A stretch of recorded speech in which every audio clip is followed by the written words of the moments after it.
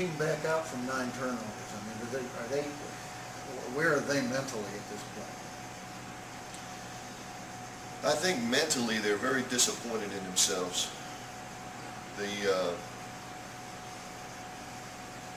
On the sideline, we get it down to 24, and there's 7 minutes and 56 seconds on the clock, and everybody's yelling 3-8s. We need 3-8s. I mean, there wasn't a, where we're down and we're dragging and nobody wants to play. No, it hadn't been that way. And practices haven't been that way. But, I think we've got some guys trying to do a little too much. I think Simi's fumble was just him striving to get extra yardage. And they 3 guys got a hold of him. If he just goes down on the ground, we're okay. He's pushing. 3 guys there. They stripped the ball out. Brandon should have fair caught one of those punts. He's trying to catch it and make something happen. Maybe pressing a little much, but I think our attitude's fine, as good as it can be expected after that kind of performance.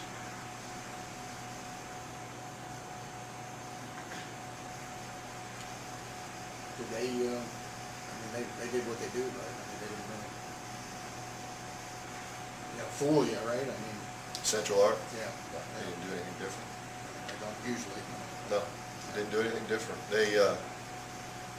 They tried to do some things defensively that we hadn't seen them do in the past. They played man coverage and blitzed early, which we hadn't seen them do at all. But we handled it well, and we're moving the football. Just not taking care of the football. And offensively, they did what they always do. They didn't change at all.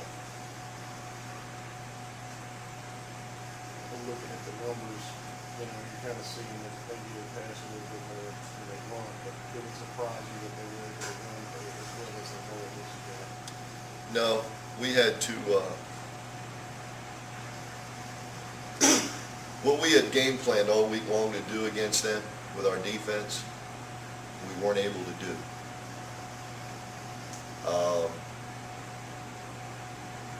Due to some injuries.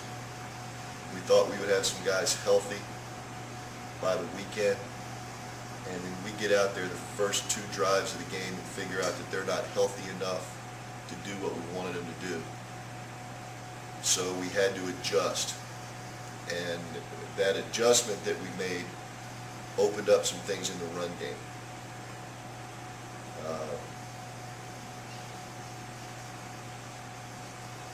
We got out of gaps really bad. When you're playing a gap control defense and you don't maintain gap integrity, people can rip you. And we did not do a very good job with our linebackers or our defensive line maintaining gap integrity. And when you do that, it doesn't matter what you call. We called everything in the playbook. And, we weren't performing very well in a couple positions.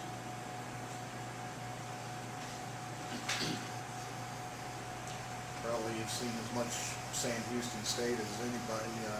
Where does this team fit in their, history? I mean, the numbers are obviously pretty outrageous and all that. I mean, this. I don't know if I've seen a team be this good on both sides of the ball in a long time. They can be dominating on both sides. You're talking about a Sam Houston team or anybody in our league, yeah. Where they can just put up great numbers on both sides. There's been teams in our league that have been really good offensively, but to be as good as they are, exceptional on both sides of the football. And the scary thing, you look at them offensively, Bell's a sophomore, Flanders a sophomore, Sincere's a sophomore. I mean, they're really good players. And Flanders is a transfer from Kansas State, but Richard Sincere and Brian Bell, it was us and Sam Houston during the recruiting process. I mean, we came close to getting both of them. And they're both Texas guys, want to stay in Texas. Defensively, they're playing with a lot of guys that were recruited by Coach Stoker, because Coach Stoker was there with Todd Whitten and guys that he recruited to fit into his scheme of defense. And so those guys have been playing in that scheme now for a couple of years. And they're good at what they do. I mean, they're going to play press man. They don't care. They're going to press everybody across the line and bring everybody else in multiple combinations and say, we're going to get to you before you can get open. And they're pretty good at it, real good at it. What's the record for turnover ratio? Because I'm thinking plus 21, it's got to be getting up there. I mean, What's the record for negative turnover ratio? 'Cause we're about to set that. You're going to see two ends of the spectrum today, Saturday. Talked about them playing the man coverage with the corner and everything. I guess the whole thing is predicated on you getting you guys the ball, but how do you feel about the matchups they're trying to go in on? It's tough because it takes time for receivers to get into their route, make their move, and get open. And it's not like they're playing off man coverage where you've got time, you can run them off and turn and get short routes. They're up on you.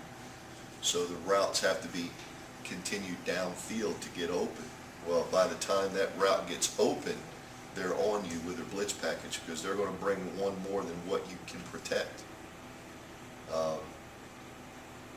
We've got to find ways to protect the quarterback and give him time to throw the football. You touched on your injuries. I know you had a couple of guys at the end of last game that didn't finish up the game with you. How are you guys? The Texas State game was actually the game that hurt us really bad. That was a very physical football game for us, and we had guys that tried to go this week that weren't able to go full speed. And then some of those were accentuated this week. They're worse. Our injury report right now is as long as it's been since I've been here, in 5 years. We'll be hobbling. Paul Rapolo's getting an MRI today on his knee. That does not look good. Half the starting defenses will not be able to practice today. So, we sit there, and I think we've got a good game plan defensively for the option. And we get the injury report, and 6 of your 11 starters won't be out there for practice today to time up the option. Will they be ready by Saturday? I don't know. It's rough. And then to hear Coach Fritz say today that they're healthy, they haven't had any injuries. So, we're on the other end of that spectrum right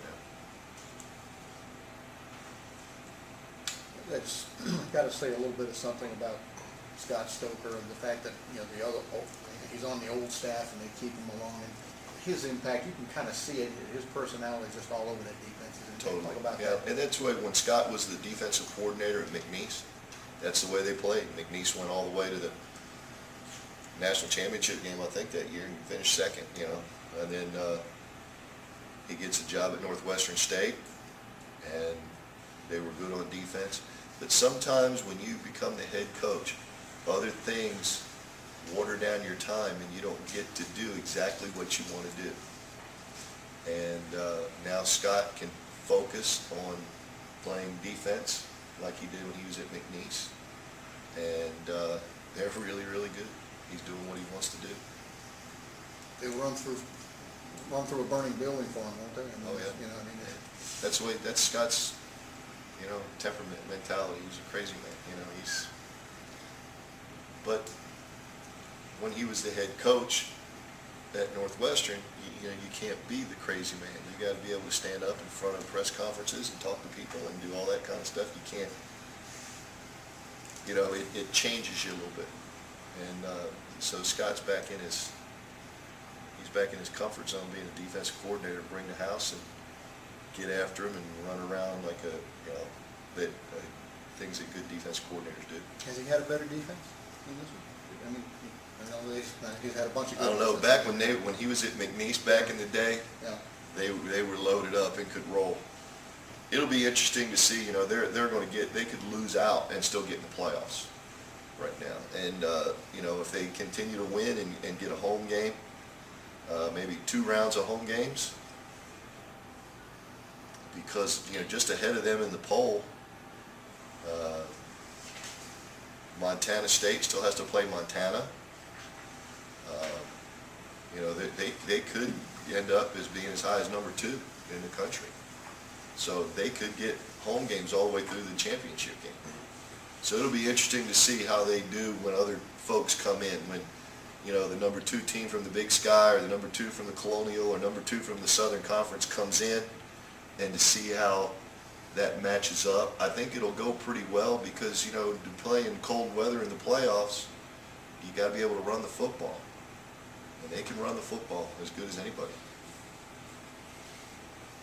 So it'll be interesting to see when they get in the playoffs how that matches up. Because back when he was at McNeese, they matched up and beat people.